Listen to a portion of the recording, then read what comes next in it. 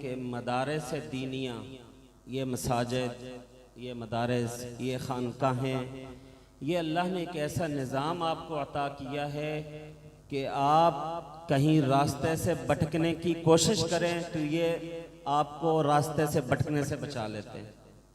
آپ کے دل کو زنگ لگ جائے تو خانقاہی نظام اس زنگ کو اتار کر آپ کے دل کو اتنا طاقتور بنا دیتے ہیں، تو آپ جب ایک بار اللہ کہتے ہیں تو اللہ رب العزت کی ذات پھر اس آواز میں ایسی طاقت پیدا کرتی ہے، پھر بڑے بڑی کفر کی عمارتیں بھی لرزنا شروع ہو جاتی ہیں۔ پھر اللہ رب العزت نے یہ ایسا نظام آپ کو دیا ہے کہ آج پوری دنیا میں، صرف پاکستان میں نہیں، پوری دنیا میں ان مدارس کی محنت کی بدولت جہاں بھی آپ دنیا میں چلے جائیں، آپ کو مساجد آباد کرنے والے یہ حفاظ، یہ قراء، یہ علماء آپ کو نظر آئیں گے۔ آپ نے آج تک پاکستان سطح پہ کبھی نہیں دیکھا، کبھی آپ دیکھ لیں ہر محلے میں 2، 3، 4 یا 2 یا 1 ضرور مسجد موجود ہے۔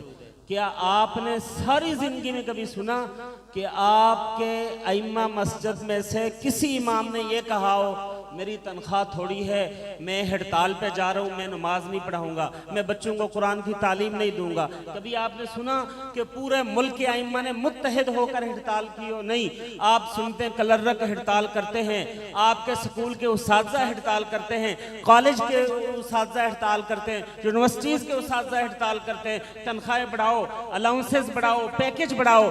مگر آپ دیکھ لیں یہ اللہ نے ایسے درویش لوگ آپ کو دیے ہیں، آپ پوچھیں امام صاحب تنخواہ کیا ہے؟ 8,000۔ گزارا چل جاتا ہے؟ کہتے اللہ کا شکر ہے بہت اچھا گزارا ہے۔ تنخواہ کیا ہے؟ 10,000۔ گزارا اللہ کا شکر ہے۔ 15,000 اللہ کا شکر ہے۔ اللہ کے بندو، یہ جو درویش یہاں پیدا ہوتے ہیں، آپ یقین جانیے یہاں ایک شخصیت ہے پیر عثمان منصور صاحب، جو عمان کے سلطان القابوس بادشاہ فوت ہو گئے، وہ ان کے مرید ہیں۔ دنیا کے ہر جگہ کا سفر کیے، اللہ انہیں توفیق دیتے ہیں، ہر 6 مہینے بعد مدینہ منورہ ان کی حاضری ہوتی ہے۔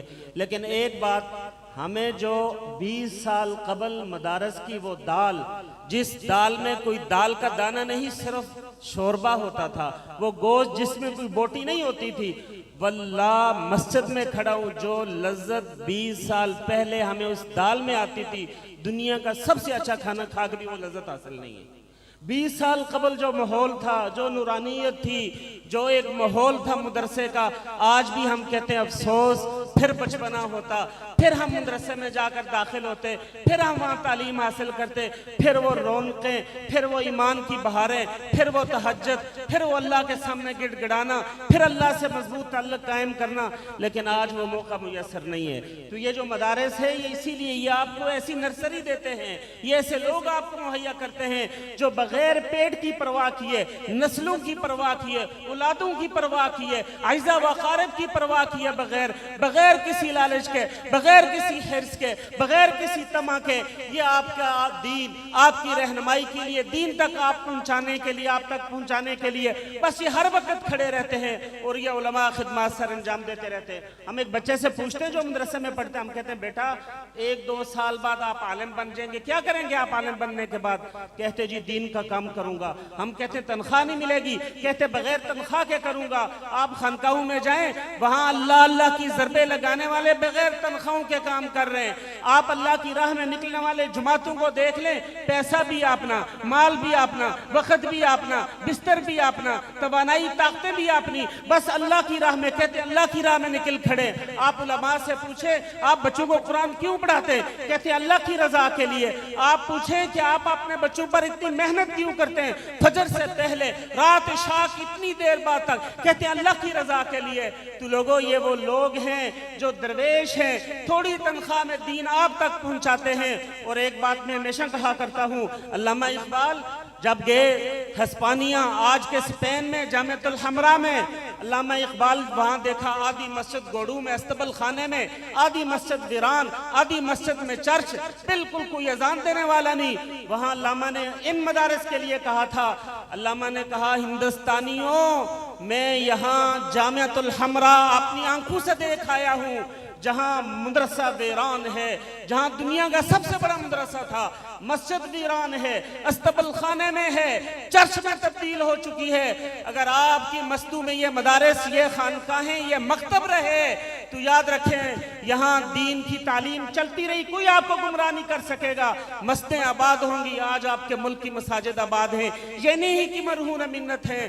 تو یہاں جس بچی نے حفظ کیا، جس بچے نے حفظ کیا، وہ مبارکباد کے مستحق ہیں۔ ان کے ماں باپ، ایک بچہ جانتا ہوں اس کا والد فوت ہو چکا ہوا ہے، اور یاد رکھیں جو اس بچے کا باپ نہیں جس نے قرآن حفظ کیا ہے، یہاں ہمارے نمازی تھے، بڑا اچھا ان سے ہمارا تعلق تھا، یہ انشاءاللہ ان کی نجات کا ذریعہ بنے گا، یہ ان کے لیے دعا کرے گا، ان کی قبر پہ جا کے فاتحہ کہے گا۔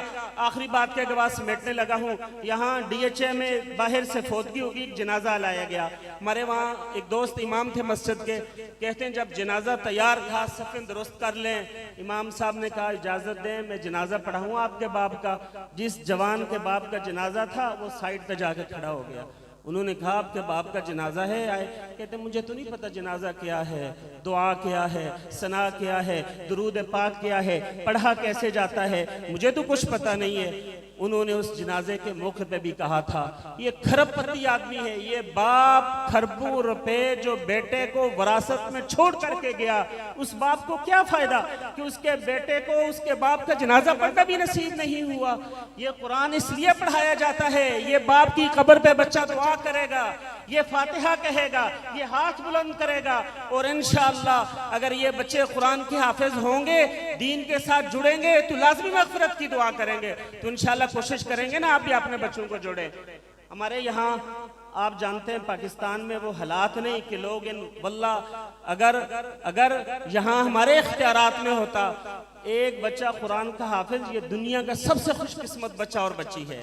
یہاں ٹی وی چینل پہ آپ دیکھتے ہیں کوئی نیا گانا آ جائے، کوئی نئی اداکار آ جائے، کوئی نیا گلوکار آ جائے، اس کو بلا کر ایوارڈ دیا جاتے ہیں، اس کی تعریف مارننگ شو صبح کے پروگرام میں بلایا جاتا ہے۔ کیا کبھی قرآن کے حافظ کو بلایا جاتا ہے؟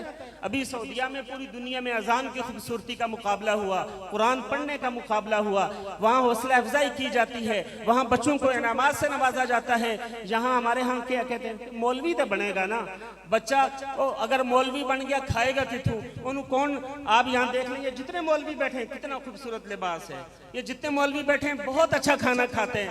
ہمارے ساتھ یہاں ایک پیر صاحب کا مرید ہے، وہ کافی مالدار بزنس مین آدمی، ایک سفر میں ہمارے ساتھ تھا، اس نے مجھے ایک بات کہی، اس نے کہا جی میں کچھ سفروں میں پیر صاحب کے ساتھ رہا ہوں، ہم اتنے مالدار لوگ ہیں، اللہ کی قسم اتنا اچھا کھانا ہمیں میسر نہیں ہے جتنا آپ علماء کو اللہ دیتے ہیں۔ کہتے ہیں اتنا اچھا کھانا ہاتھ چوم کے لوگ آپ کو کھانا کھلاتے ہیں۔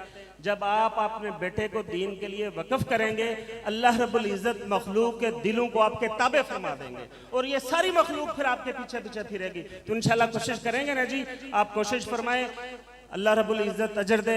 میرے چھوٹے بھائی برادر مولانا عامر صاحب کہ یہ ماشاءاللہ ان کی محنت ہے، یہ رونقیں ہیں، یہ بچے ہیں، قرآن کی آواز، قرآن کی صدائیں، یہ بس ہمارے لیے کافی ہے۔ اللہ رب العزت ان کو اجر دے، معاونین کو اجر دے، یہاں کے اخترابات کے رہائشیوں کو اجر دے، کہ سب لوگ جس بھی طرح ان سے تعاون کرتے ہیں اللہ رب العزت ان کے تعاون کو قبول فرمائے۔